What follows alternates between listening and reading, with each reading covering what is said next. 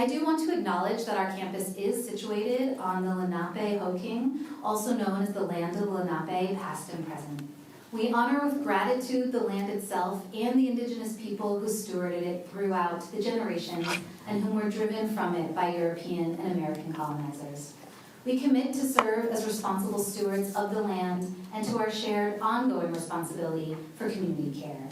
Consistent with Swarthmore's commitment to social responsibility, we seek to build a more inclusive and equitable learning space for present and future generations through deliberate actions and collaborations.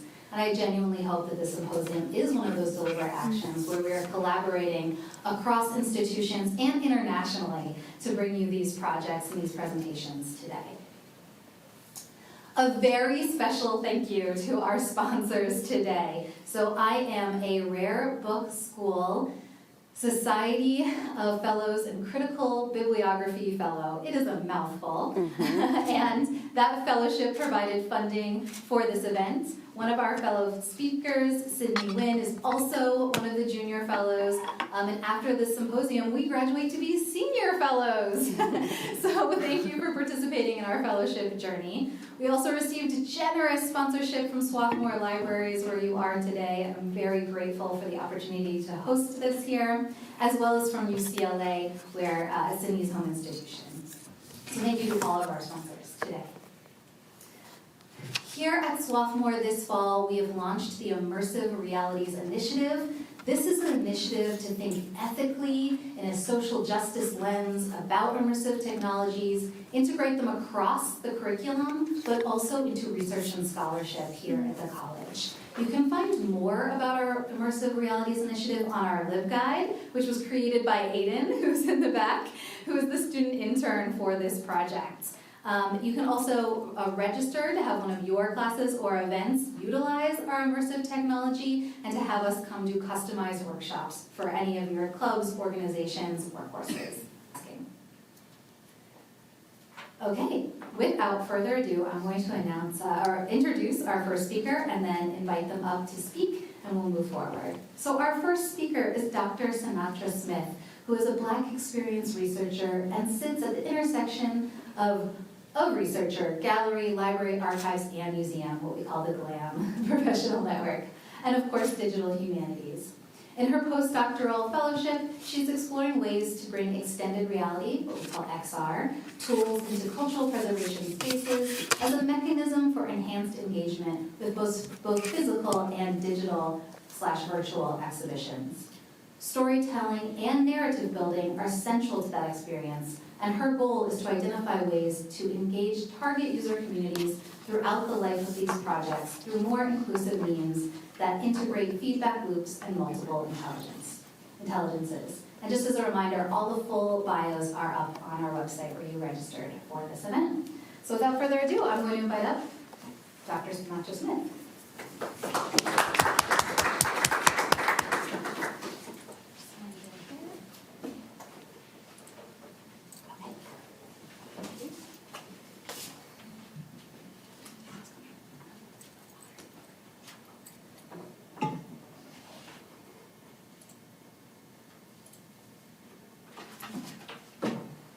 All right, fantastic.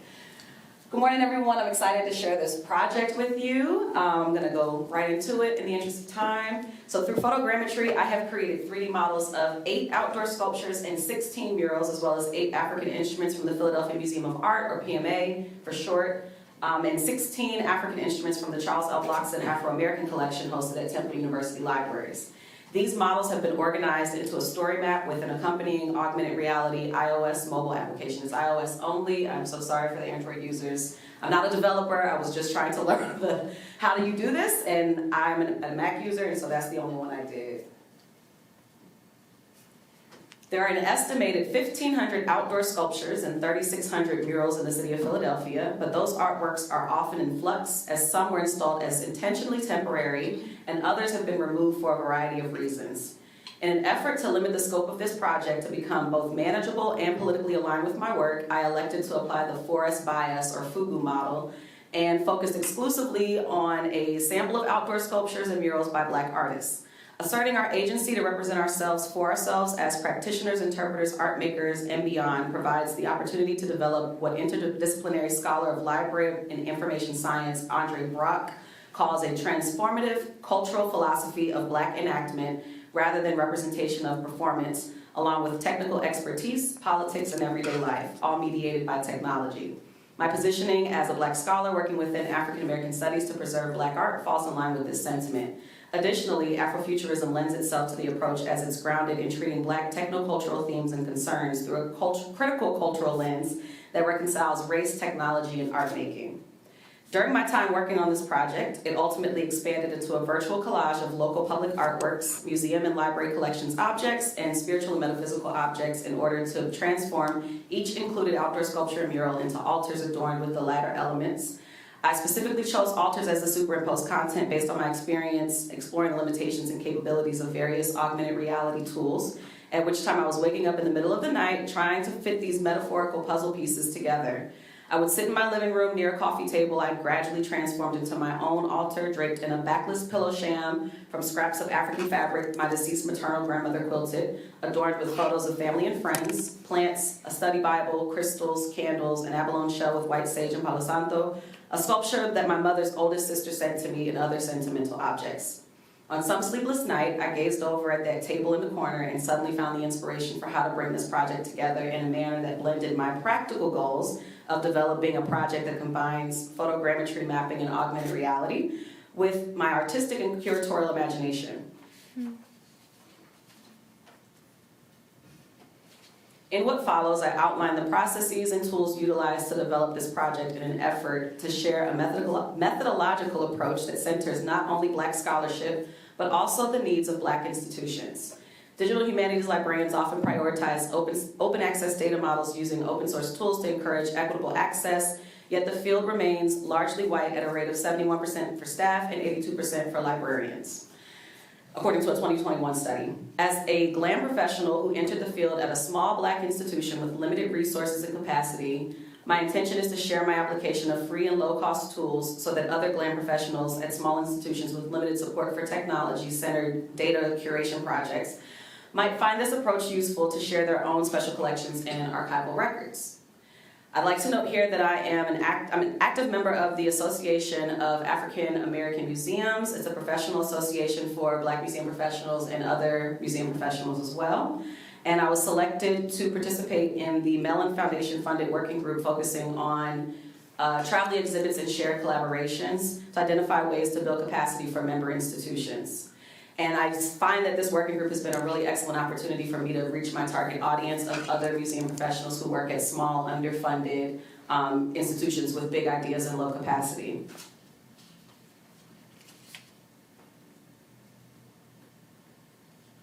In order to generate the models of each sculpture, I used traditional photogrammetry. Using a Canon EOS 60D camera on a 6-foot camera stand, I captured photographs of each sculpture followed by the Agisoft Metashape software workflow to generate the models and clean them up in Blender. And I also created a couple of TikTok videos to show my methodology so that there's another way to share it. But I also wrote an article that I think I have a link to at the end that has the entire workflow and links to helpful resources on YouTube and stuff like that so that others can follow along. I'm gonna slide ahead. That's okay. In order to generate the mural models and 2 of the outdoor sculptures, I used the Polycam LiDAR 3D scanner mobile application on an iPad Pro, which required a completely different process. Due to the height of the murals, I was unable to use the LiDAR scanning feature and instead used the applications feature to capture a number of photos with the device's camera and angled up and down, walking across the space to get all of the angles of the mural. And then that software automatically generated the models based on the photos, and I was able to download all of the individual photos as JPEGs and the model files, OBJ, MTL, and the PNG texture file. Those were imported into the Blender software as well, and I removed extraneous pieces from the model, like the sky and surrounding environment. I used the same method to capture the final 2 outdoor sculptures, Brick House and 3 Figures. This one that you see on the screen is 3 Figures. I was actually on Penn's campus for a Dream Lab workshop and just happened to walk past the Brick House sculpture and decided, let me put this app back on my phone, see if it works. I had a really old phone, an iPhone XR at the time. and captured it because when I did the photogrammetry the first time around, it didn't quite work. So when I used this Polycam app, it worked just as well as I needed it to work. It is not perfect. The sculpture is gigantic. I can't get the top of the sculpture's head, and I am not a graphic designer, so filling it in was also not working out quite well, but you get the idea when you see it. Upon reflection, I would recommend this workflow over photogrammetry depending on the project's timeline and funding. This one is simpler, does the bulk of the work within the app, but it requires a monthly or annual paid subscription in order to download the models, whereas Agisoft Metashape is a one-time flat fee. If you have an EDU email address, it's about $50.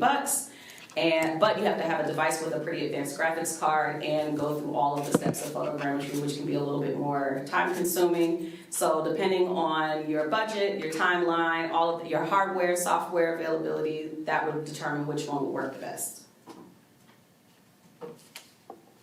Okay. Yes, now I'm on the right slide. Great.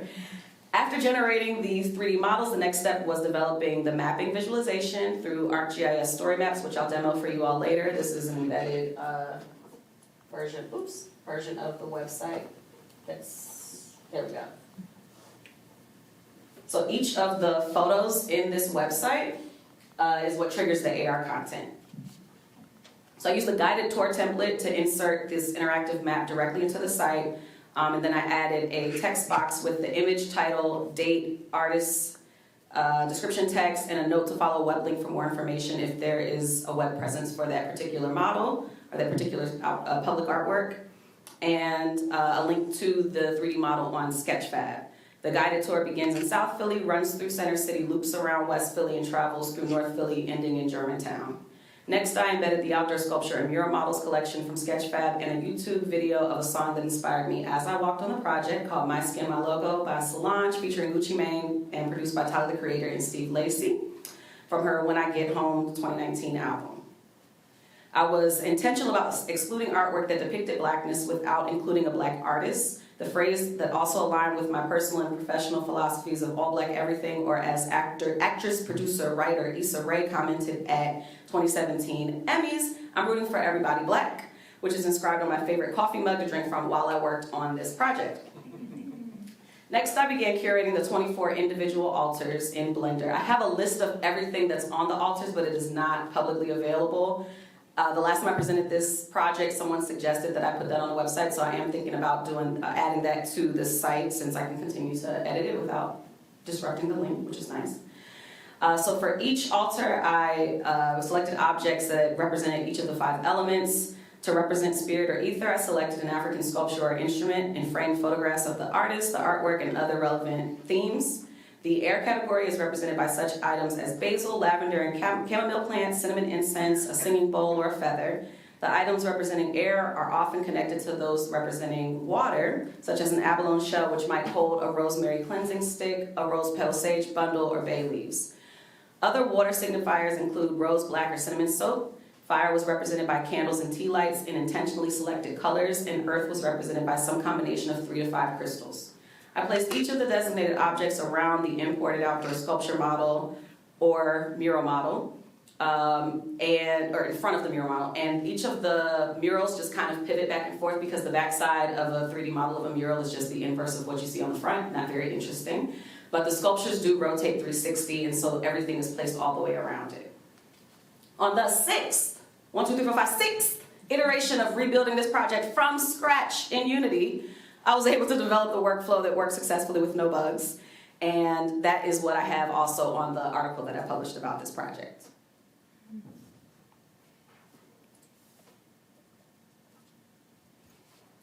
So this project, which is called Sacred Geographic Superimposition, since I didn't say it at the beginning, is essentially my entree into the larger Black speculative projects to apply an Afrofuturist conceptual framework to the application of digital humanities tools.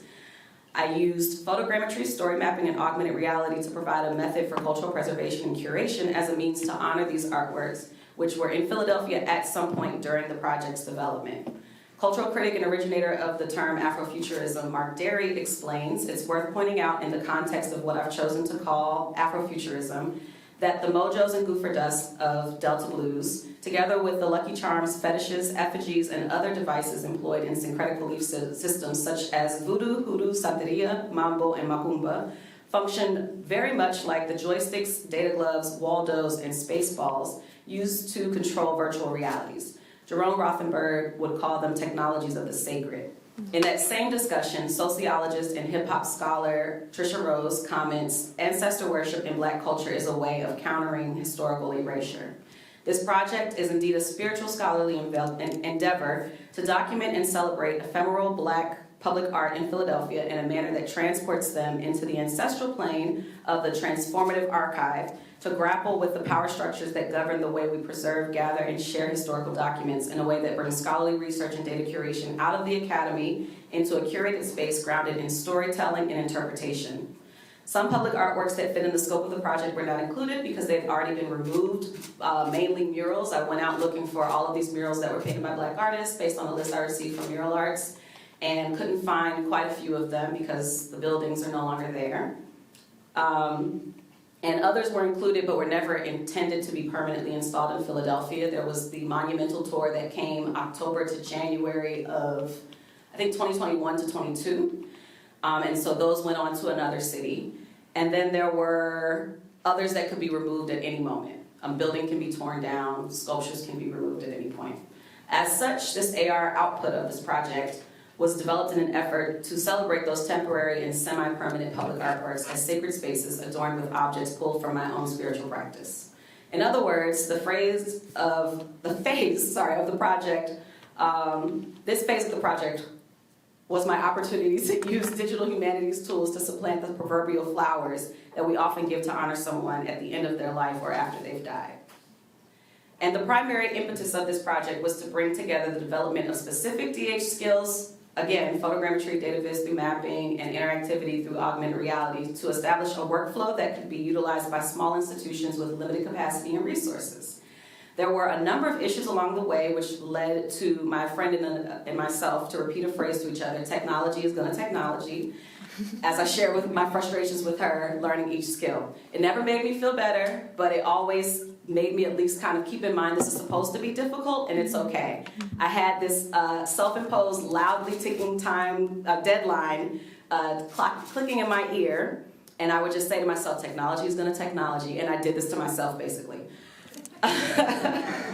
Another motivating source of frustration lied in the fact that online tutorials to learn how to use the different software programs, specifically Blender and Unity, were not only scarce, especially because the scope had to be limited to only things from 2019 or sooner, but also none of the people in those tutorials looked like me. They weren't Black, they weren't female, and they definitely weren't Black and female.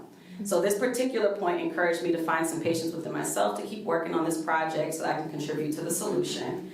And as you saw before, I have shared my workflows on TikTok and in a digital publication that's not locked behind a paywall to reach additional audiences outside of the academy and contribute to the transformation of DH to include more Black practitioners. Thank you.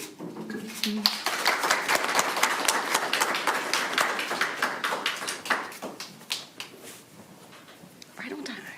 Thank you so much. That was brilliant. And I hope all of you remember during our demos this afternoon that technology is going to technology. It's going to technology. As we hope that everything works as planned. I left my water. Oh. I left my water. Okay, up next we have Jasmine Clark, who is the Digital Scholarship in Africology and African American Studies Librarian at Temple University. Her primary areas of research are accessibility and metadata in emerging technology and emerging technology centers. Currently, she is leading the Virtual Blockson, a project to recreate and gamify the Charles L. Blockson Afro-American Collection in virtual reality to teach high school students primary literacy skills. And on a personal note, I actually took Jasmine's workshop on making virtual reality applications more accessible, and it was a wonderful experience, so I highly recommend that. Thank you so much, and welcome, Jasmine.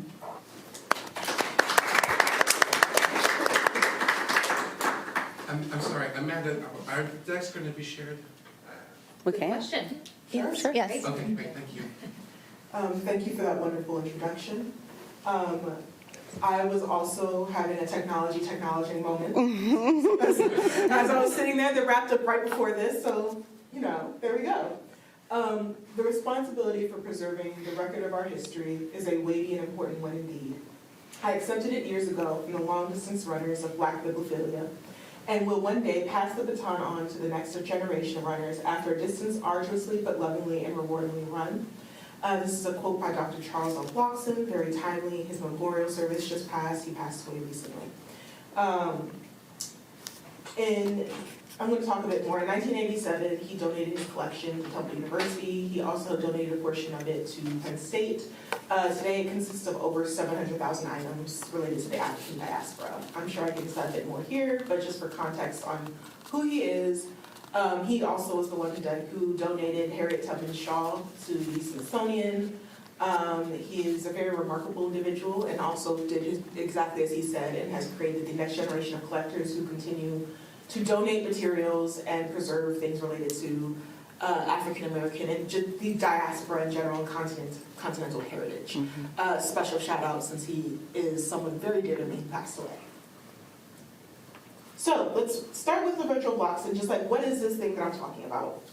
The virtual reality, it's a virtual reality game that aims to teach high school seniors, specifically seniors, primary source literacy skills. The prototype is focusing on Black art and artists associated with the Pyramid Club. The Pyramid Club was a Black middle-class social club that existed in the 40s into the 60s. This is where you're seeing doctors, dentists, Black business owners, all coming together, having pageants, having weddings, just socializing. You also see a lot of political activism. Albert Einstein was there. They were very anti-Red Scare, so Oppenheimer actually visited as well. You see a lot of really important people in civil rights, but also broader social issues. Kwame Nkrumah, the first prime minister of Ghana, who went to Cheney, is there. So you're seeing a lot of this diaspora, not just African American, but like this diaspora come together. The game aims to advance Dr. Blockson's goals and work with kind of one key idea in mind. And that idea is that having access to materials is one thing, but being able to use them is another, right? Primary source literacy goes beyond just saying, do you know, let's say it's digitized, you can find a digitized photo, but do you know how that goes from a photo to actual history, to what's in textbooks, to new knowledge that's synthesized, right? And that's primary source literacy. So now we'll get into what I talked about. Dr. Blockson's passion for history and books began at the age of 9 when a teacher asserted Negro had no history. She actually went beyond saying that and said that they existed to serve white people. In 1984, he donated his personal collection. And once again, now it consists of over 700,000 items of various material types, sheet music, records. They have a Tupac collection. They have some of his medallions and writing notes. And once again, it exists to rectify the cultural and historical erasure of people of African descent by housing, preserving, and sharing these materials. So let's go back to primary source literacy skills, because once again, it's great to preserve these things, but how are we using that and converting that into actual generation of new knowledge and this continued practice that Dr. Blockson kind of represents?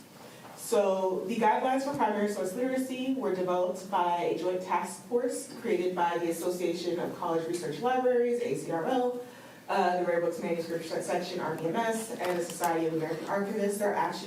They're doing, I think, another special task force with this, so I'm very excited to see what they come out with. Primary sources are materials in a variety of formats that serve as original evidence, documenting a time period, an event, a work, people, or ideas. At least that's how I explain it to undergrads. I'm sure the archivists here would have more to say. Primary source literacy is the combination of knowledge, skills, and ability necessary to effectively find, interpret, evaluate, and ethically use primary sources within specific disciplinary contexts in order to create new knowledge or to revise existing understandings, right? So this idea that, sure, you find it, but, so a perfect example, I was a digital archivist for the Presbyterian Church for a while. And the Presbyterians were very big on missionary work and in a lot of ways, cultural genocide, right? There's a huge difference between someone coming in, reading these records and respouting the same rhetoric that's being spouted by these missionaries, and someone coming in, interpreting, evaluating, and then ethically reevaluating and regenerating knowledge in a balanced, and ethics is hard, right? You say, well, in some ways, for example, the Presbyterian missionaries pushed back against kidnapping Native American children and sending them off to boarding schools. In some cases, they didn't. And the primary source literacy is the ability to sift through that and really think critically about these really hard issues, right? So let's talk about Philadelphia public schools for a while. This game is designed for high school students. The prototype is being rolled out to Philadelphia schools, primarily focusing on public schools. During the 2020 to 2021, I haven't checked the recent years, school year, there were 198,645,000 students enrolled in those schools. 52% were Black, 22% being Latinx, 13% being white, 7% being Asian, and 5% being multiracial or other. And it's important to keep in mind that Latinx does not exclude being Black. So it's a heavily Black and brown school district. There have been 30 school closings since 2012 and 2019. I believe that number is higher now. And there are 7 certified full-time school librarians for all 216 remaining district-operated schools, with 17 libraries kept open by volunteers from the West Philadelphia Alliance for Children. Under these circumstances, it's important to remember that some of these children aren't being exposed to libraries, nonetheless, primary source, actual archives. And beyond that, recognizing that a lot of archival, if you're an archivist and you read SAA or any of these publications, they tend to focus on undergraduate students, right? They're not focused on high school students. So then there's this barrier that you have to go to college. Well, what about community historians, right? What about community members who want to preserve their own history that's actively being erased? So this idea that you need to provide access to people to do this work much sooner than in college. So let's talk about the building. You actually see back there, you can see a little preview of this. This is us recreating the room. Jordan Hamble, who couldn't join us today, is engaging in photogrammetry. We're taking photos of African instruments. And here you can see what this turned into with recreations of it. Let's talk about the other aspects of the project. So, okay, great. You've made this fancy VR tool. You've done all this stuff. Now you want to give it to teachers who are familiar with it, who also, a lot of people have this misconception, most social studies teachers are not familiar with archives or primary source research themselves. Mm-hmm. So we've got a lot of ground to cover. Mm-hmm. As an FYI, this is a project managed by a team. I'm actually partnering with a faculty member and a graduate assistant from the College of Education for this kind of component. He's a social studies specialist, so that this is being done in a way that's actually accessible for teachers. Accessible in terms of applicable and ready to easily be used, and accessible in terms of inclusion and disability. So this will provide guidelines to incorporating VR into a classroom. We are going to be doing some focus groups and user testing with teachers and their students, so we can kind of see how that plays out. Ways to set up visits to the Scholar Studio's Immersive Studio, so making it a field trip program where students don't necessarily have to stay in their classroom. They can come and hang out in a soundproof space that's designed for doing all of this. Reading and assignments, on things like repatriation of materials, getting into those ethical complications of archives, critical archival literature, things like descriptive standards and curation, as well as assignments exploring art, gender, and other nuances of Blackness. I'm going to pick up the pace a little bit, but you'll see why that's relevant in this case, as well as access to the 3D models themselves, so the students can kind of engage with these materials they wouldn't otherwise be able to handle. Prototype Pyramid Club was established in 1937. I talked about this. It is a middle-class spot social club that is very prominent, and it hosts what I'm focusing on, these annual art exhibitions. They're very big deals, to the point that even white artists attempt to get in and exhibit. It was a whole controversy at the time around, do we allow white artists into this Black space, et cetera, et cetera. We're also focusing on John W. Mosley. He is one of the most prolific photographers on the East Coast of Black life. That is him in the upper, for you, left corner. Marian Anderson. Down there you'll see Kwame Nkrumah and a delegation from West Africa. You'll see Josephine Baker and, I was getting her name, the college, my lord. I was up late fixing technology problems. Yes, Bethune, thank you. So you'll see these prominent figures throughout his photos. There's tons of them. The collection has over 500,000 of his photos, I believe. So he's a good place to start. Pyramid Club and Black Arts, big exhibition, and this is Doc's Thrash. He's one of the artists we'll be focusing on. Through introducing Black art, I'm an art history undergrad. I study Black art as well. So through this whole process, I decided to go with what I know, and I'm going to indoctrinate the children into art. Yes. So no one can stop me. So we're going to basically teach them art historical thinking, the idea that art periods represent these broader social issues and movements, and get into these kind of like subgenres of Blackness, right? We're getting into the gameplay mechanics. Rather than getting into this, I actually built a Twine version of the game for user testing. You'll be free to test it out if you'd like to see just the gist of how I'm gamifying archival research, because it sounds boring, but I disagree. I'm apparently on my side, my mad scientist arc right now. Yes. But in general, users will be judged, scored, and also this will teach them to think through the number of available clues, so how much they find, but also the quality of what they find, the level of refinement, and also little things like, for example, if they find a collection and they unlock a finding aid, it reduces their research loss of time by like 30% because finding aids are useful tools. It's like these fun little gamified ideas to teach them the value of these things, right?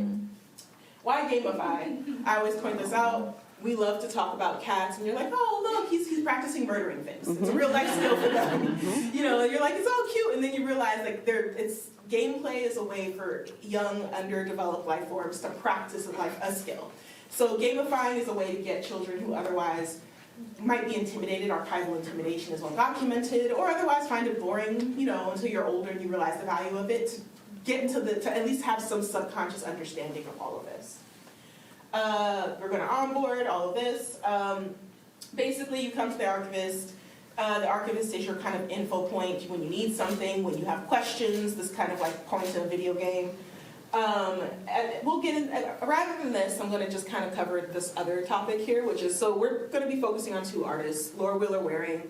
She is kind of a remarkable figure. She pulls off something that most Black women cannot do at this time, which is be commercially successful. Selma Burke dies in poverty, I believe of cancer, as does another prominent Black sculptor that I always think of, female sculptors. They both die in poverty, one of cancer, one of alcoholism, or liver, pardon me. So even the famous Black female artists that we think of are actively, to be quite blunt, gate-kept by Black male artists, predominantly Elaine Locke and W.E. Du Bois. She is no different. She's a personal friend of Du Bois. She's from New England. And the only reason this matters is because I want to introduce students and players to a non-traditional narrative, to somebody who is, both of her parents are college educated, her mother included. She is, we're just talking about a time where suffrage is still being debated. She's a remarkably economically successful figure, and I want to explore those intersections. So gender, class activism, Du Bois pays her less than her male counterparts. He pays her late on a consistent basis. So even if she's successful, she still deals with the struggles of being a woman. And I want students to talk about that. We're also talking about Doc's Thrash. I think I accidentally left his slides out here. Doc's Thrash is a product of the Great Migration. He's a World War I vet, World War II vet. He's a vet. He moves up from the Deep South. He's a vaudevillian performer. He is much more standard when we talk about the Great Migration and like this kind of Jim Crow era. And I want students to have both. That's what this comes down to. We got a lot of questions. Pedagogical efficacy, gameplay efficacy. We just secured a grant. Yay! So we're gonna do it all. And all of these things. So thank you. I think that's everything for me. Yes. Thank you. Okay.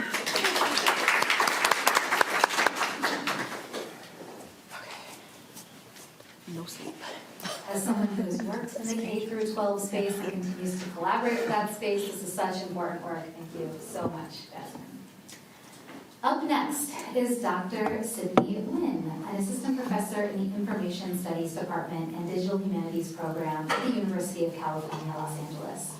Her book manuscript, Bibliotactics, Libraries in the Colonial Public in Vietnam, 1917 through 1958, reveals how the library reading room became a space of urban sociability, cultural imperialism, and self-directed education. Her digital humanities work bridges computation, critical data analysis, and histories of book and information. I'm so happy to have my fellow, RBS fellow, Sydney here to present. Thank you. Hey. I forgot to check if I could switch this to presenter. Nope, that's not gonna work. Okay, I thought so. Quick. See how quick I could do this.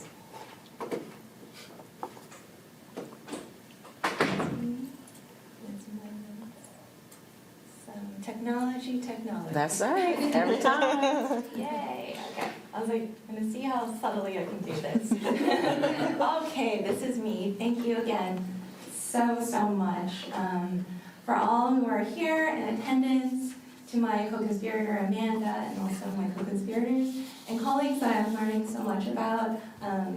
Today, one of the subtitles for our event is about diversifying narratives. And you will see that very much interwoven throughout all our presentations.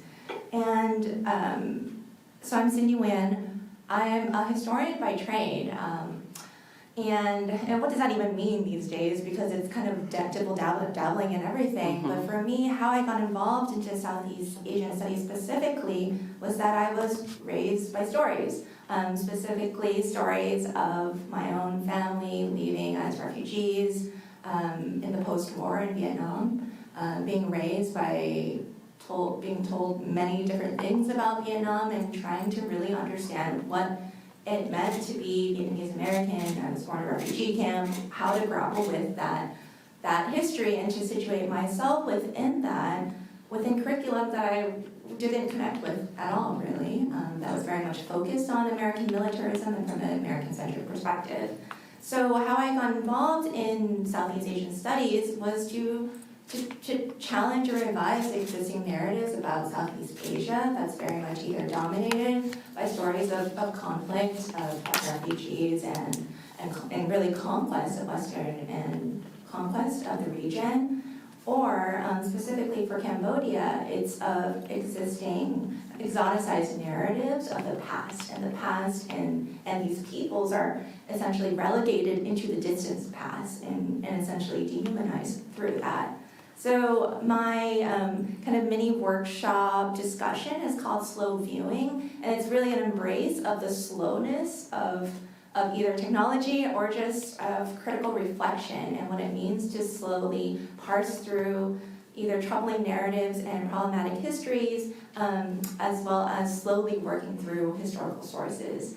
And specifically, my work on Cambodia is what I'm going to feature today. So the slides will be circulated, but you can also, if you want, there's a QR code of the specific portion of my slide, and also my website. Very much like what both the presenters were speaking to is about disseminating how we do what we do as either researcher or teachers. So I have a lot of either how-tos or different types of teaching modules that I create to teach Southeast Asian studies in different contexts. And that's on my website, Cindy Nguyen. So who I am, whenever I do my intro, I kind of forget when I mention who I am. But so Amanda mentioned my bibliotactics work, which is on histories of libraries. The other side of my work is studying kind of the interwoven challenges of what it means to kind of do DH work within Southeast Asian studies, specifically of French colonial materials of Vietnam. So like here's one example of one of my many different projects where I'm taking apart a colonial book that exoticizes and represents Vietnamese culture in the 1900s through this exoticized lens of ethnography and Vietnamese material life. But I'm really interested in the unnamed contributors. Who drew this? Who are these people who are represented? And there's also all these other authors that are contributed to the project but not attributed because they weren't kind of given authorship name. So I'm interested, here's me kind of recreating and taking apart a colonial book, as well as navigating and taking apart the book and visualizations through exploring it through network graphs. So these are like kind of a quick tidbit taste of all the different things I'm dealing with. My historical work is in direct connection with my arts practice, so I take help. So narrative for me is from history, film, storytelling, oral narratives. I also make film, and this is one kind of scene from a film exhibit I made of, I exhibited my film that I made that is very much like a bilingual film, navigating memory and translation as part of that. So all of these things, as I'm like interwoven who it is I am, is that I'm committed, and I was like, why was I even interested in history? I wasn't interested in it for like necessarily a linear narrative, but I really was interested in the ability to immerse myself in the past, to embrace nonlinearity, to embrace kind of the different ways in which one can understand the past.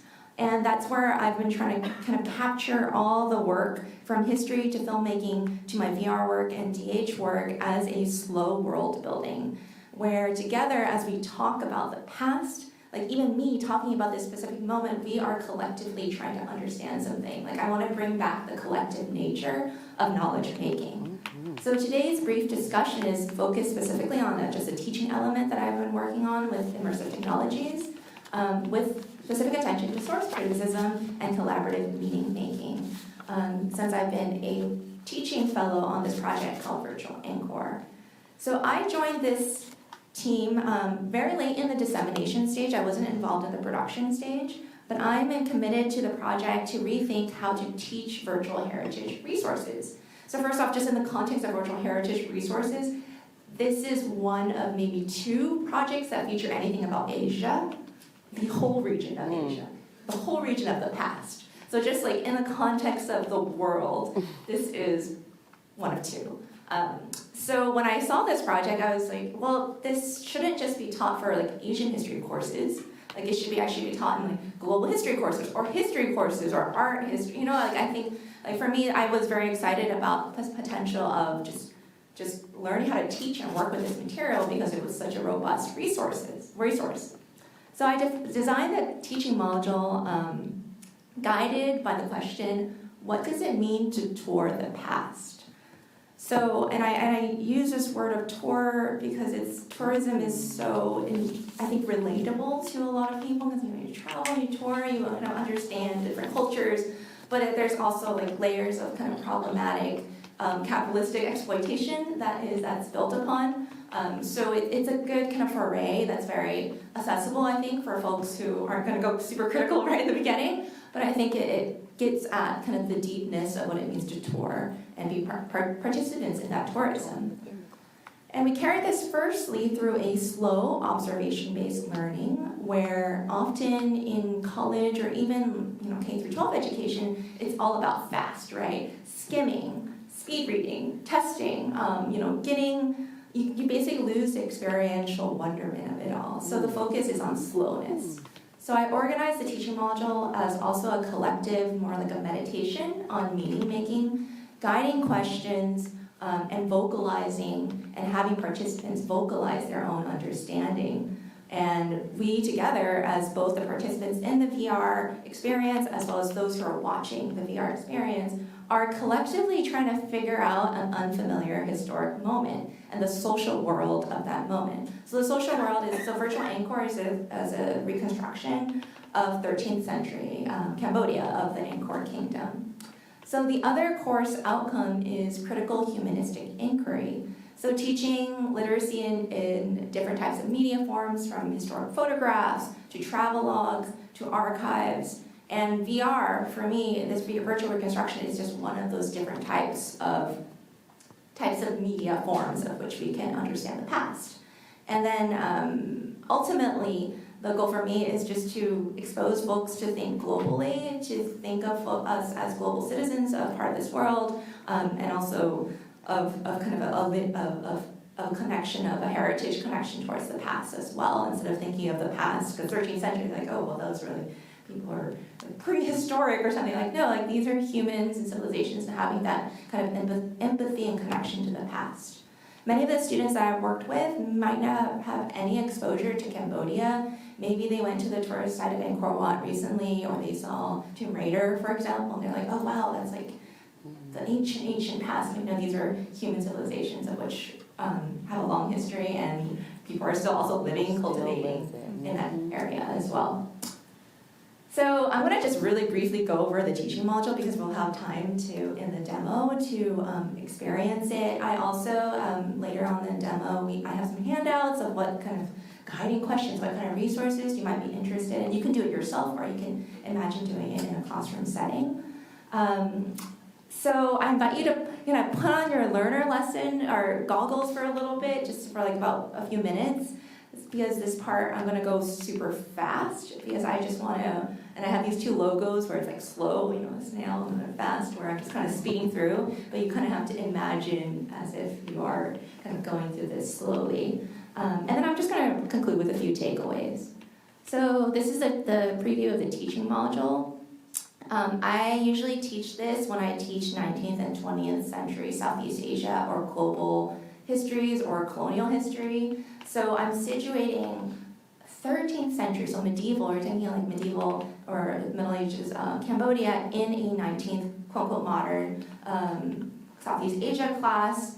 And a lot of my analysis and how I teach it is to teach students to understand how it is that over decades and centuries of exoticism has occurred, and kind of the legacies into today's understanding of what is the past.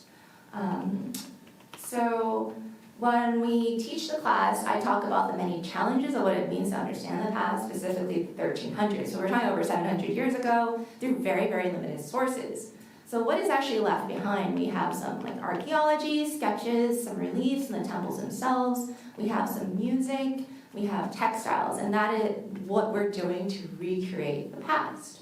And of course, we also have, at the present, we have people who are often passing on those stories as well. So we can't, it's not just material, but it's also oral. So I'm just going to play this quick video. I think I space. No.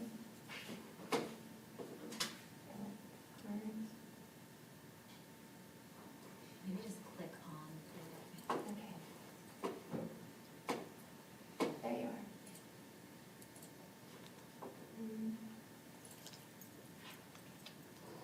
Welcome to the Angkor of Jajaquans, a record of Cambodia, the land and its people, recorded in 1296 to 1297 AD. Angkor embodies the many great building projects of the Khmer Empire, the Khmer Kingdom, which at its greatest extent in the 12th century encompassed present-day Cambodia, parts of present-day Vietnam, Laos, Thailand, Myanmar, and the Malay Peninsula. The kings at Angkor received tribute from smaller kingdoms in the north, east, west, and conducted trade with China. The building of Angkor Wat has been attributed to King Shravarman II, who built Angkor Wat first as a Hindu temple dedicated to the god of Vishnu. However, with the spread of Buddhism throughout the region, Angkor Wat also became known as a Buddhist temple. By building more and more extensive and elaborate temple and city complexes, power would be accumulated by the Khmer king and would reinforce their divine kingship. Yet, as Jajaquan's records point to, Angkor was not only a temple but was a living city. In this activity, we will explore the virtual reality reconstruction of Angkor in the 12th and 13th century. This map shows the extensive expanse of the urban metropolis, which at its peak hosted over 750,000 individuals. In this activity, imagine yourself as a visitor to Angkor, just like Jajaquan. What do you see? What do you hear? What makes you curious?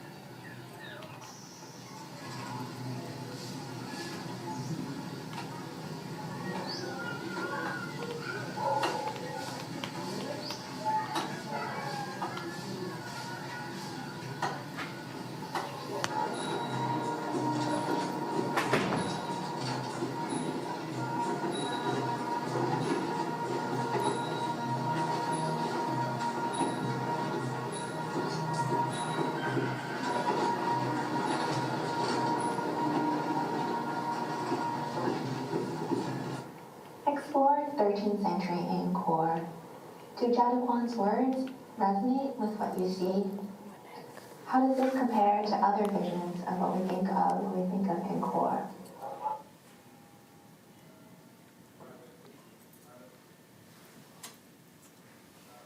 So just as a wrap up and conclusion, so a lot of the students, when we go through this activity, they notice like dust and sounds and idleness. They reflect upon how slowly or quickly people are moving. They notice animals, even like the shifting of, there's one student very keen who noticed like the humanness of the weight of the umbrella of essentially the servants who were holding the umbrella, and they were kind of reflecting upon like class and essentially posing a lot more questions and answers. And for me as an instructor, just before I forget, the website is virtualancore.com. There's all these different teaching resources based on different themes if you wanted to focus on climate change or power or trade, for example. But for me as a teacher, so this is like one scene that I'll demo later. Here's kind of another scene. Essentially for me as an instructor and a guide through these experiences, I changed the way I ask questions. I'm not a specialist of 13th century Cambodian history, so I myself am a student as well. So I'm asking, what basic questions like, what do you see? And then what do you, and then many people might describe those objects. And then the next thing is like, what might make you think that? Because I think a lot of students kind of move through the interpretive lens fairly quickly. I mean, not just students, but people in general. They'd be like, oh, well, people are like not doing anything. And I was like, why is it that you say that?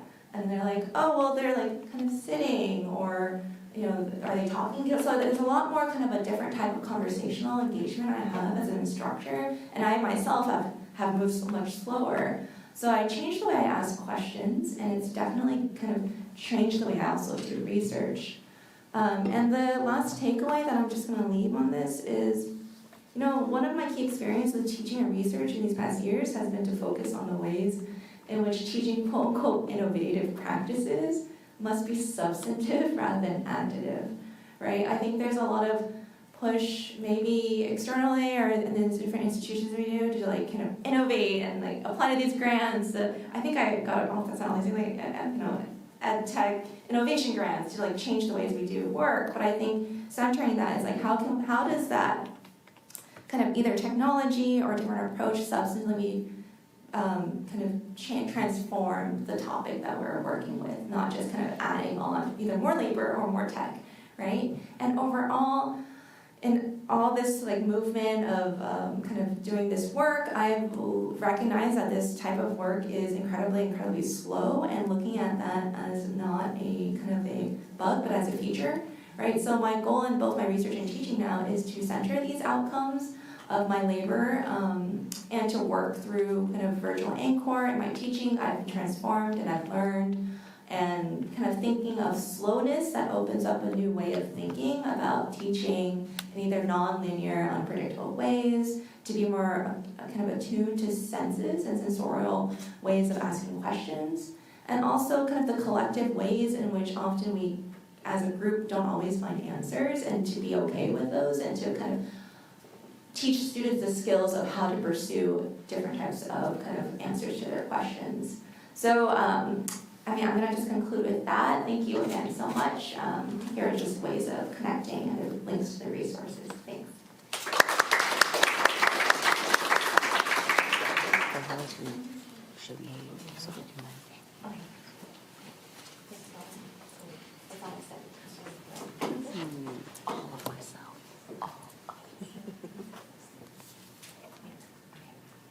I feel like this.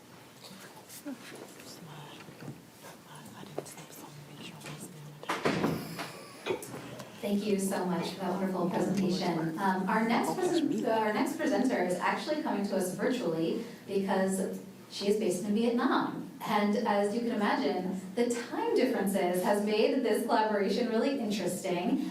We actually do have, if you can see that laptop right there is a Zoom link, and we have a pre-recorded video. So I'm going to play the pre-recorded video, and then we'll have live Q&A via the Zoom link so that you can interact with our presenter directly.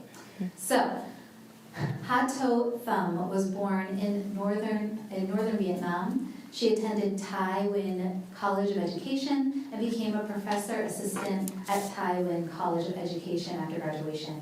She took a master course in Library and Information Sciences at Simmons College, Boston, Massachusetts, in the USA, and got a master's degree in 2008. She successfully developed the curriculum to open the undergraduate program in Library and Information Science at Tai Nguyen University College of Sciences. She was invited by the Vinh Group, the biggest Vietnamese economic group, to become the library manager of Vinh University Development Project in Hanoi, Vietnam in 2017. She has successfully developed one of the most modern academic libraries in Vietnam from the ground up for a newly established Vinh University, a strategic partner of Cornell University and the University of Pennsylvania. And this project will really be what you're hearing about today.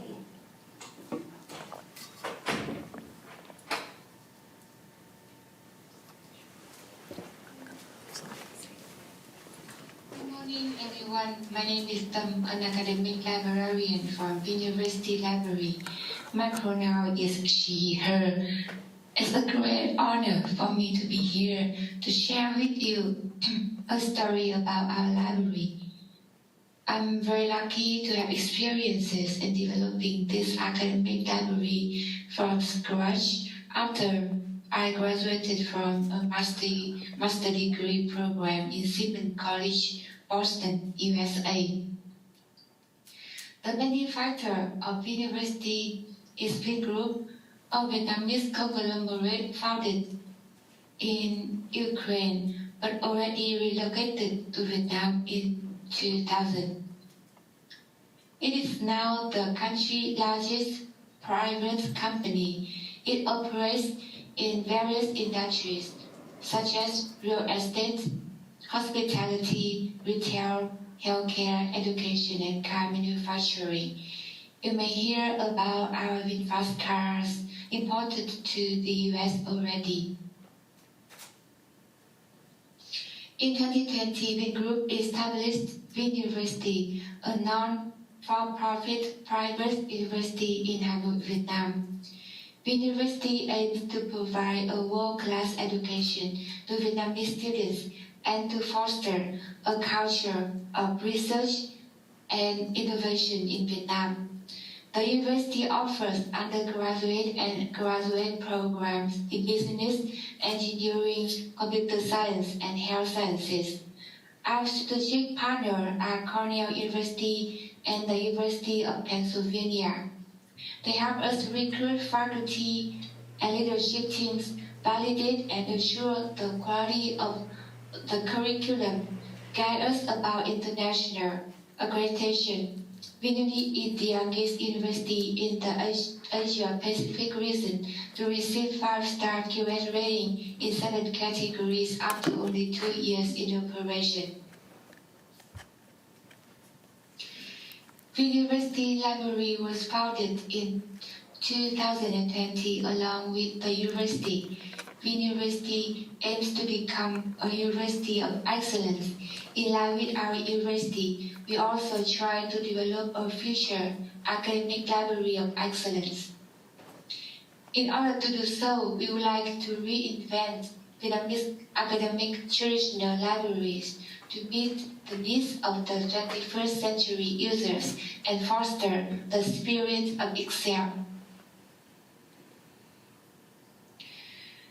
Traditional academic libraries in Vietnam are very much like the storage of print materials in Vietnamese with closed backs only.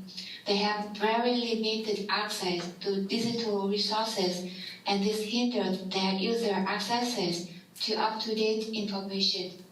Their library services seem to include circulation service of print textbooks only. Their physical building includes large reading rooms and study carrels for quiet study. library is not considered places where technology should be invested. As the only one working under the library section when the university was set up, I needed to develop a strategic plan for our library development. It was very difficult for me at that time because I didn't know what an excellent library really is. We did not have students and faculty yet to ask for their opinion and their needs.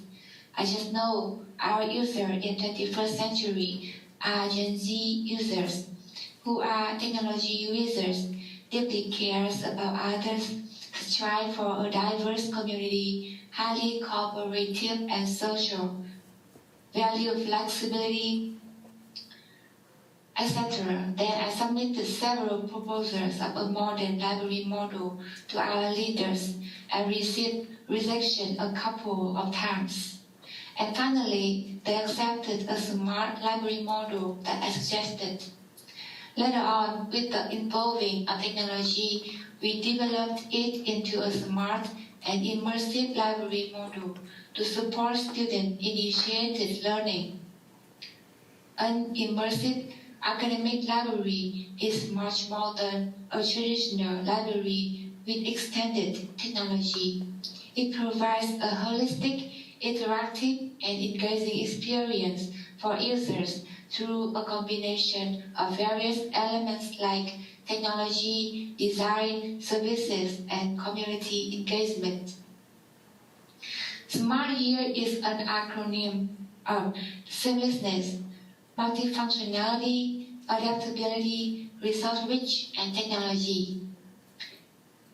The seamlessness of an academic library refers to the degree to which the library services and resources are integrated smoothly and efficiently without noticeable disruption or inconsistencies. Various library systems, including catalog, search, circulation, interlibrary loans, digital archives should work together seamlessly.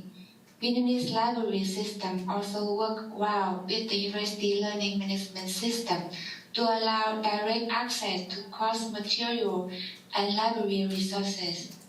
We used single sign-on solution, and users can access a wide range of resources such as books, journals, databases, and digital materials without encountering barriers like complicated login processes, restricted access, or incompatible formats. More than 70% of our collection are in electronic format. Our digital collection allows 24/7 access on and off campus via authentication system.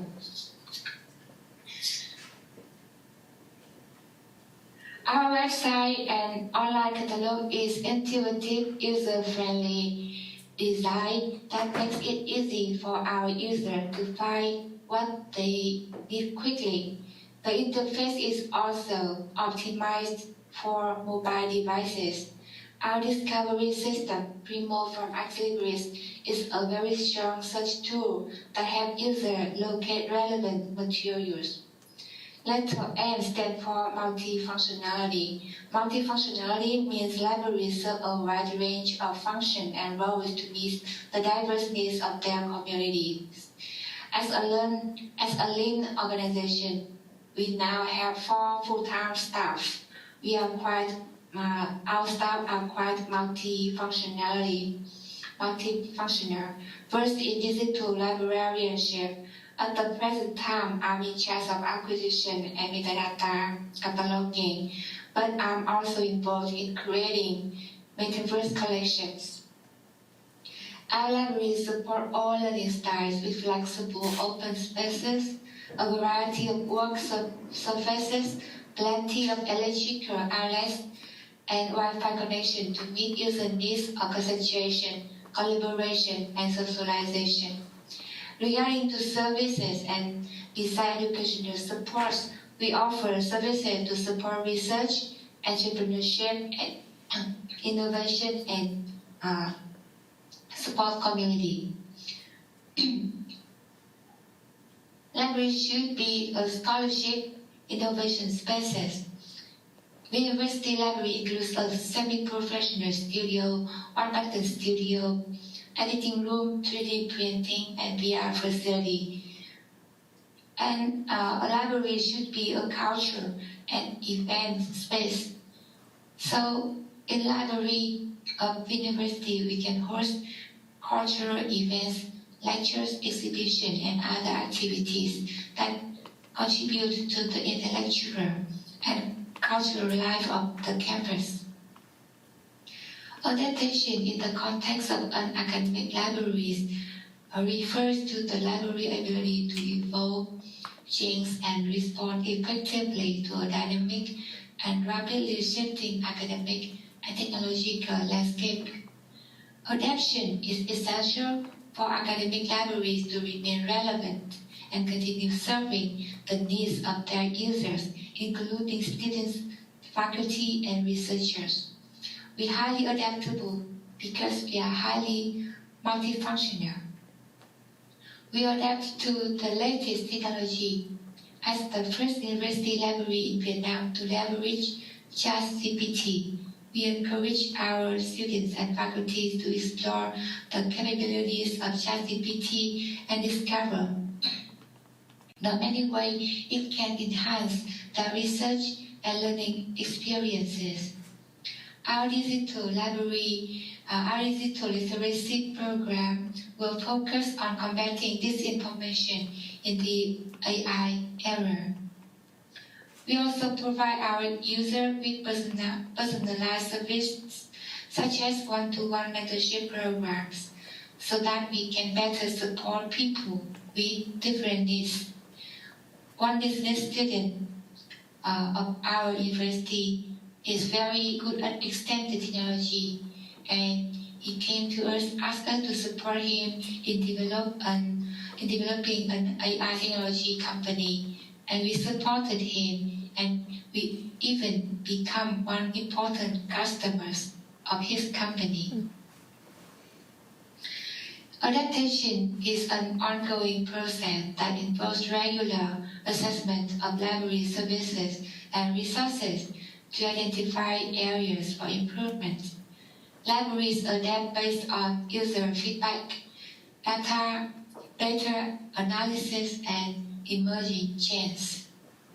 A research-rich academic library plays a crucial role in supporting the academic mission of the institution by providing access to a wide array of materials and services that empower students, faculty, and researchers in their pursuit of knowledge, research, and scholarship. Our library includes a wide range of material in various formats, both traditional and digital. More than 70% of our collection are in electronic format. We have the best medical digital collection in the country, and even a Vietnamese studies special collection. Technology is a crucial component to make us seamless, multifunctional, and adaptable. Our library adopts AI, IMID, Internet of Things, extended technology, and so on.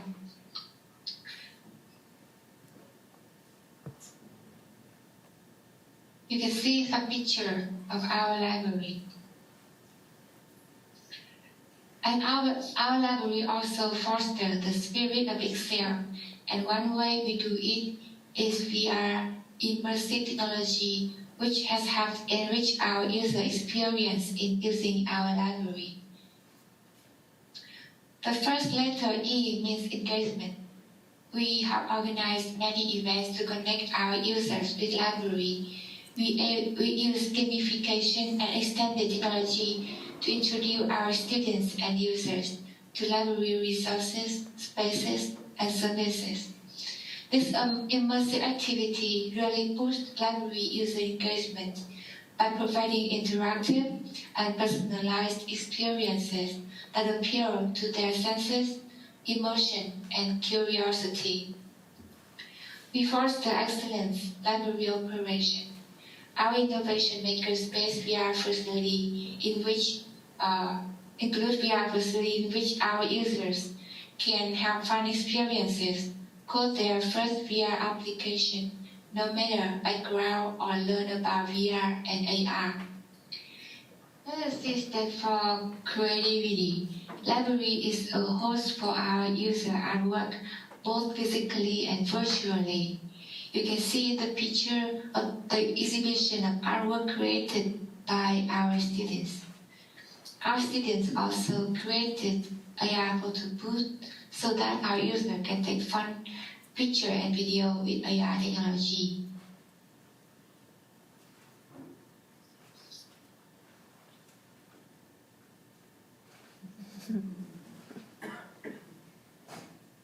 The second letter E stands for experiential learning. Our experiential learning program is offer rich experiences to foster students to learn by doing. We have implemented work-study student program for university students, practical program for students from other universities, and course-integrated projects. We coach our students to create a couple of metaverse virtual collections to enhance our user access experience. Some of the collections are Environmental Intelligence Museum about Congo 2 Ancient Village, International Science Museum. The last letter L is legacy of learning. We are taking care of the project to archive documents, media, and objects to tell our future generation about the history of Vietnamese. Then our students created Vin Heritage Metaverse Museum to present legacy in a different way. In the demo session in the afternoon, you might have a chance to experience these metaverse collections. Applying extended technology in our library has somewhat made us more engaging by providing users with interactive and immersive experiences. AR and VR have transformed traditional textbook, exhibition, information literacy session into interactive and multimedia-rich learning resources and activities. In developing our library, we have faced various challenges. Budget is always a big issue. It is very difficult to recruit high-quality library staff that can speak English well. A small staff size is also a huge difficulty for us. We would like to cooperate with other university libraries in Vietnam to share costs for digital materials. However, it is not that easy as we thought. English-speaking universities in Vietnam usually have rather libraries in the US or UK, etc., that offer their user access to e-resources. Vietnamese universities are all well-established universities with huge numbers of user population. They do not often have the same interest in technology and resources as ours. Vietnam has seen a growing interest in VR and AR technology. This technology have application in various sectors, including gaming, education, healthcare, real estate, and tourism.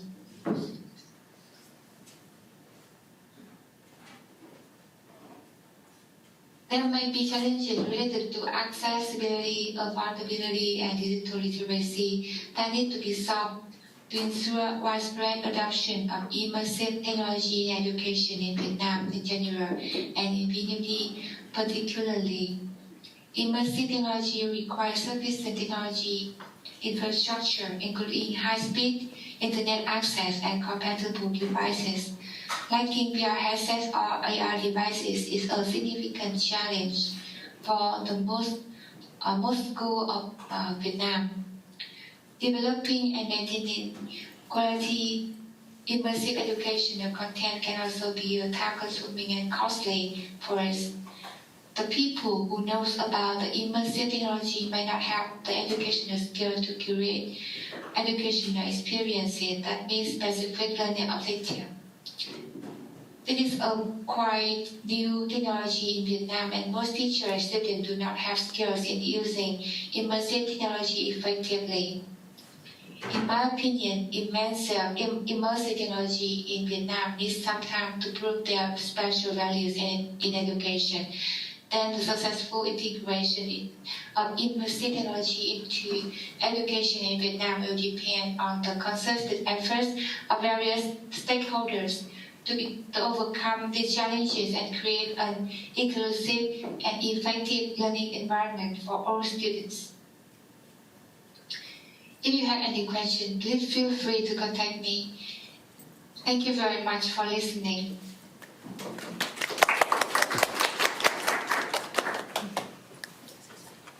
I am so grateful to Thumb for providing an international perspective on this topic and to offer a non-Western perspective to this topic today.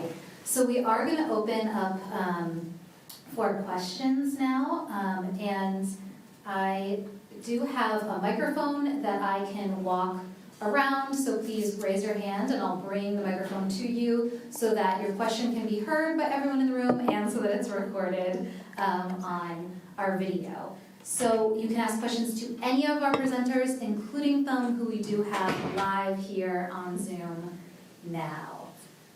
Questions?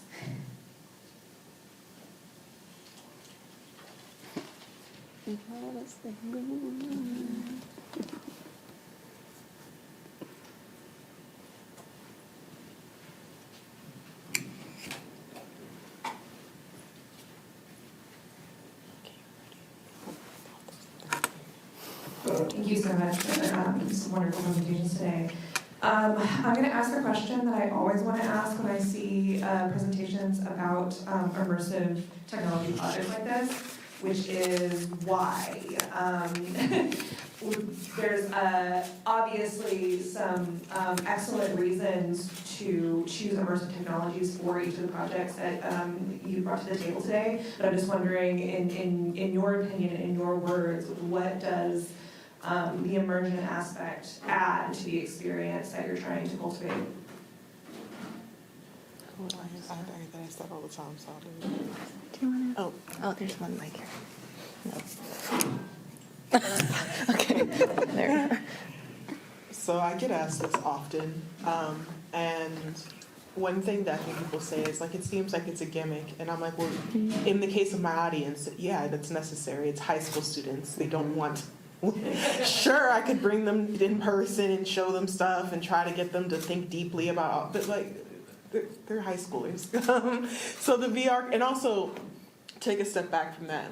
I did an independent study on effective pedagogical methods for urban Black students, and one of the key things that recurred was the idea of multimodality, integrating rhythm, motion, even communal aspects improves. So I point this out to teachers who are maybe not as culturally adept, where they'll say, like little Black girls tend to talk to each other and like loudly tell each other the answers.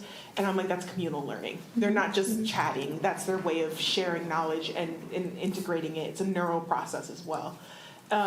So for me, VR was interesting in the idea of that's exactly what VR brings, right? The idea that they could sit at a computer and do this, and this is also research that we have to do, or they could move around, walk around the space, touch things, throw things, play things, and see how that, like neuroplasticity, in essence, works.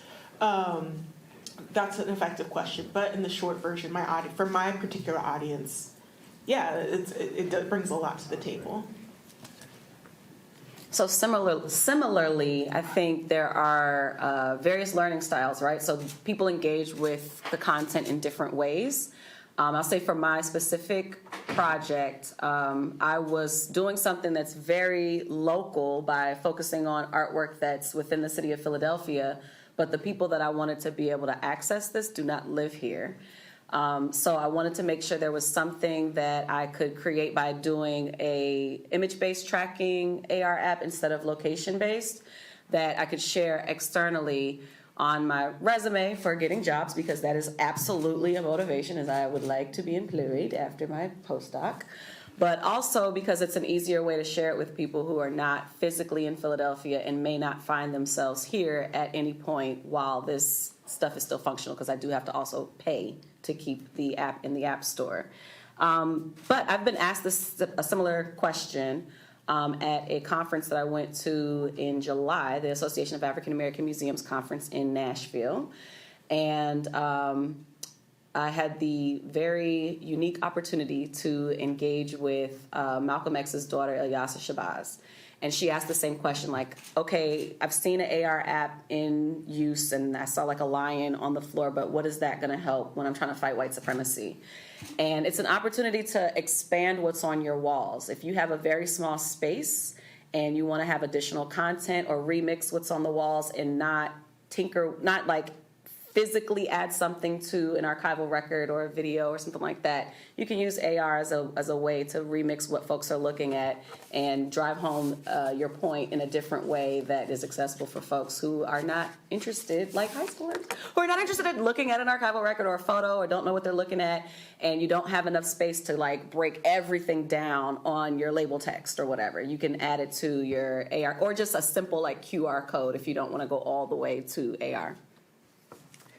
I mean, the last thing I'm going to just add, I think my co-presenters really addressed it very well, is that the wonderment of it is like, let's not, the wonderment of learning is just so important, right? Like, I think at some point, and maybe I'm just a little jaded from being through the academic circuit for so long, but like that kind of the content retention and production of it is like, and the text-based kind of knowledge, like, it becomes highly prioritized, and we lose just the experience of like wondering and being curious and being confused and kind of having space for that to do kind of more communal, collective understanding together. And I think that's just like really resonates with all of our presentations. And I think something that maybe Jasmine said earlier, which is like the reflection on when does a cultural object become knowledge. I think VR is a really interesting modality to reflect upon kind of because we get this shiny end product that could be like really exciting and fascinating, but it's like, wait, where were the sources that like contributed to that production? Who were the ones who were producing it? What are the challenges? What's the labor and the kind of the technical production of it, and kind of addressing kind of the hidden labor behind the shiny product? So I think there's many layers to kind of deconstructing a VR reconstruction that like allows for participants to really rethink like, wait, how does this like, especially like in the case with Virtual Encore, it's like we have like remnants of the past, and how do we like recreate the world, and maybe like what is not represented through these types of remnants that we have. So I think it opens up many types of critical reflections. Yes, and then yeah, I'm gonna hold. So at first we developed. Can you hear me? Yes. But we have facility in our library because at that time we think that it is a new technology in Vietnam. And then we would like our students to have a chance, even not technology students can have a chance to immerse in the new technology, so that when they graduate from school, they know the basic concept, they know how little skills about using new extended technology. At that time, I just simply thought like that. That's why I tried to propose the project to develop VR facility in our library, so that the student can have facility to learn and to experience a little bit about the extended technology. But later on, when we have a new batch or first batch of students, we are a lean organization and we have very limited resources regarding to librarians. So at that time, we thought of using VR technology to create virtual tour and virtual information literacy program for our students. after that, I think it's really fun experiences, and our students receive technology very well. They are very interested in the technology, and later on we developed the metaverse collection in different topics, so that our students can like the application we use for metaverse collection can be used to organize large conference with around 400 people participating in the conference at the same time from around the world.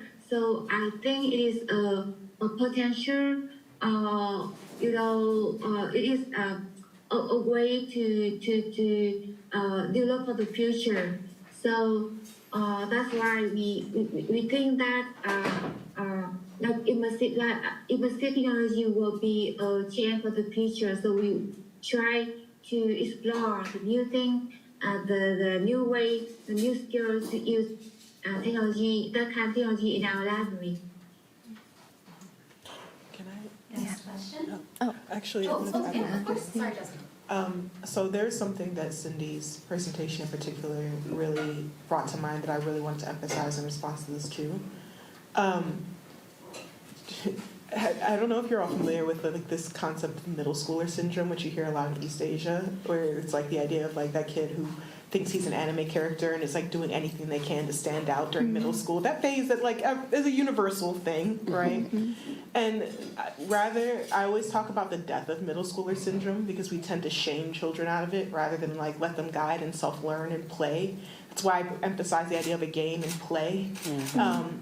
I think that what Cindy talks about with letting kids experience themselves and it allows them to place themselves in that grand narrative, but with a bit more context and information, right? And to like gradually let them guide themselves out of that syndrome to like a bit more. I think the importance of play is there. And I think we have the tendency as adults to try to add metrics to be like, well, what's the value of this? And sometimes the value is that it doesn't have a value. Sometimes it's nice. Why do you have hobbies? Because you need your brain to do something else, right? So I do think that this all comes down to what you're doing in your project and the context. But I do think immersive technologies, when moved away from like this large kind of dystopian technocratic idea, can just be a really fun thing, an opportunity for a unique type of play, right? It's just the simplest answer, I think. Okay, question.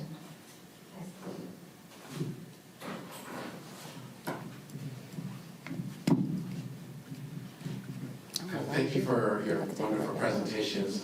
When I think about immersive technology, I always think about, access and decolonizing. And so I feel like there's always this, whenever I bring up new technology, it's like, well, how am I addressing accessibility? Because VR is so sight privileged. And then how do I make it a decolonized space as well? And so maybe we can have the discussion. Go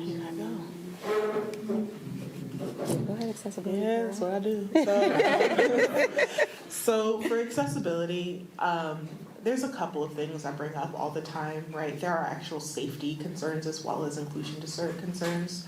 So deaf populations have higher rates of vertigo due to inner ear formation, so dangerous if you're not prepared for it. And those are things you can address procedurally to some degree by saying, like, here's a form that can inform you if you're prone to vertigo and didn't have a user sign in advance. And sure, but when we get to making like this technology a core part or the only way for your students to access things, that's where we get into this iffy territory for disability. Once again, like, users on the spectrum tend to love AR, immersive technologies. It creates a safe, like, sensory experience for them that they can't necessarily get in the physical world. It depends on the type of disability. I do think that one size will not fit all. Not just in terms of you could make the most accessible game, and there are people who are never going to like a first-person shooter, who are never going to like a zombie game, who aren't designed to do those things, whether that be for motor reasons or neurological reasons or PTSD or some other thing. So rather than moving into a model of universal accessibility, I think it comes into actual universal design, but beyond that, recontextualizing the role we see these technologies serving. That's also why I said play is important. I think one of the key ways this also gets into the ethical and this idea of decolonizing. One of the ways you move away from replicating systems that are harmful is looking at the tool instead of saying like, oh, it'll get me grant funding, or oh, it'll do this, and saying like, oh, what would bring joy to the people I'm designing this for, whether that be disabled students or not, what would actually make them happy. I think we get so caught up in like, what are the pedagogical outcomes? I'm like, kids don't care about pedagogical outcomes. A 5-year-old, like, what are you gonna do? Look at a 5-year-old and be like, Sesame Street is just puppets operated by humans. Santa isn't real and God is dead. Like, no, you're not going to do that. Like,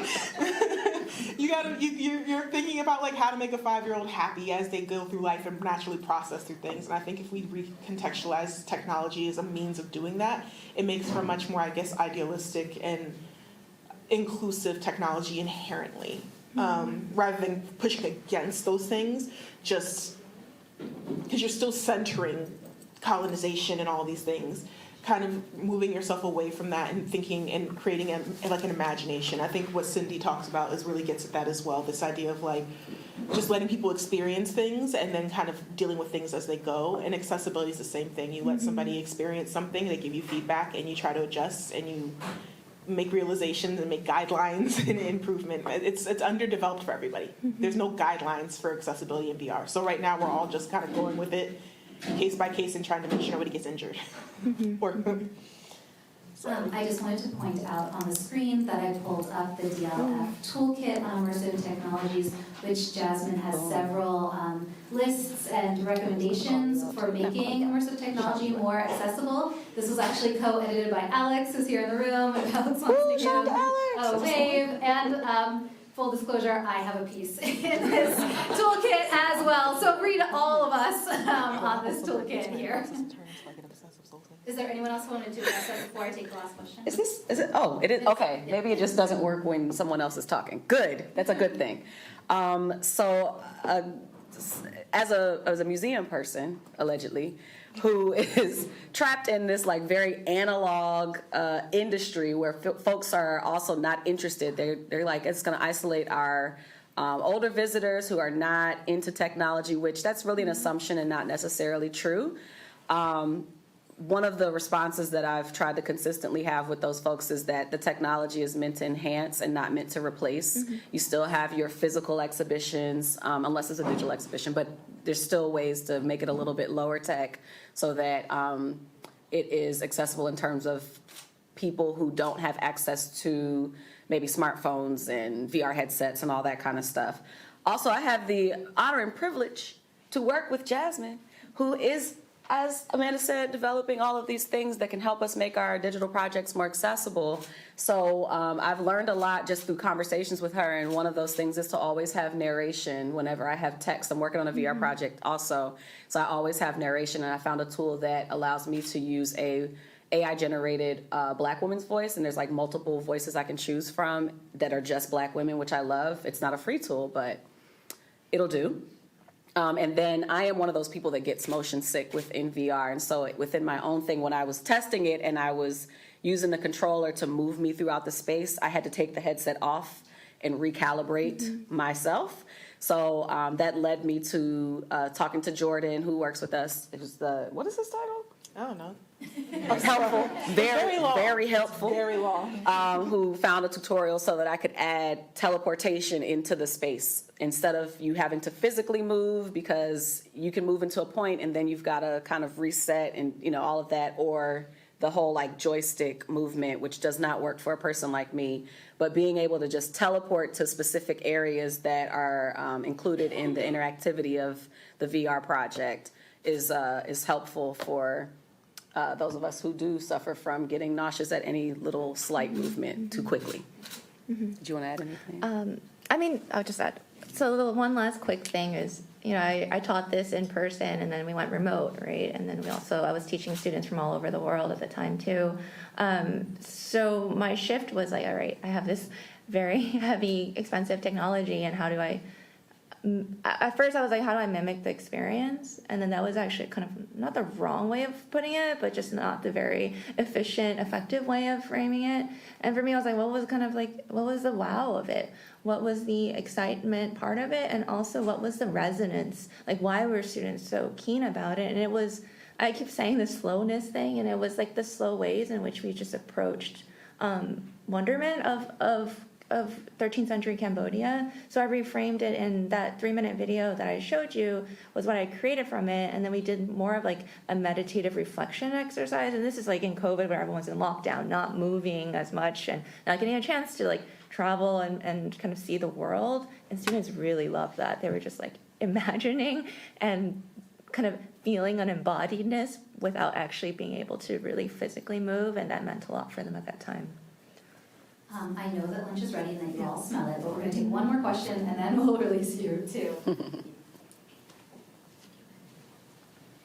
Thank you so much for all the wonderful talks, and I love learning about all the different projects. My question is for you, Cindy. I love the pedagogical sort of angle you took on how do you even use virtual reality. I think, I'm sure a lot of you will attest to it.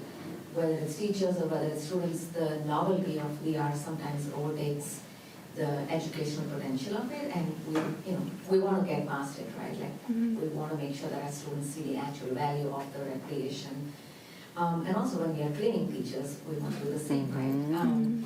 My question to you is, do you have anything written about this whole pedagogical approach of fast versus slow? And there's value in the fastness and there's value in the slowness as well. And I'm coming from it from both as a researcher and a teacher who uses virtual reality, because I feel like both the teachers and the students need to be shown these two different ways of approaching virtual reality. So yeah, if you haven't written something about it, maybe one reader.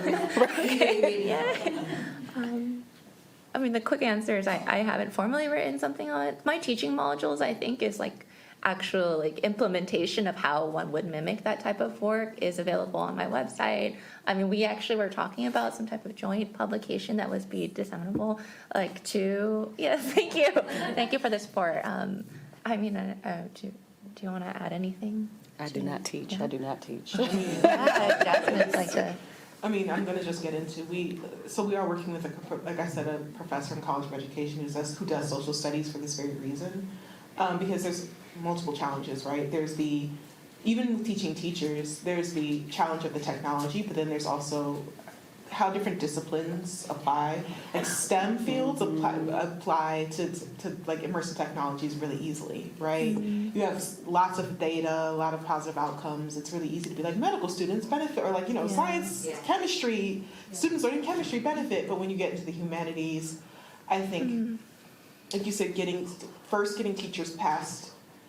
We talk about getting students past the novelty, but also a lot of times you have to get teachers past the novelty first, and getting them to move away from, like, I want to teach my students empathy. You can't do that with immersive technologies. I'm sorry. That's not how that works.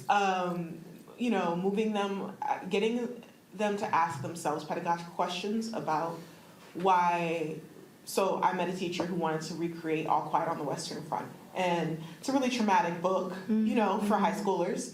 And I was kind of like, well, look, why? And he had really good answers in which he was kind of like, well, I don't want to teach them empathy per se. But they're making this is a very serious novel. We're teaching them really hard. We're showing them pictures of the trenches and the horrors of the trenches. And I need them to understand the spatial component, the psychological component. What is it, how far is the next trench as you're running? To get them so when they read it, there's a bit more of a comprehension, rather than empathy for the character, a bit more comprehension of why the character is writing the way he is and reading and written all of this. And getting teachers to the point where they're thinking that way, where they're saying, is a hard thing. So the answer is we're working on it too. Everybody, I think it's a high demand. Yeah. I'm just going to yank it right. Okay, with that, I'd like to thank our presenters for their wonderful work.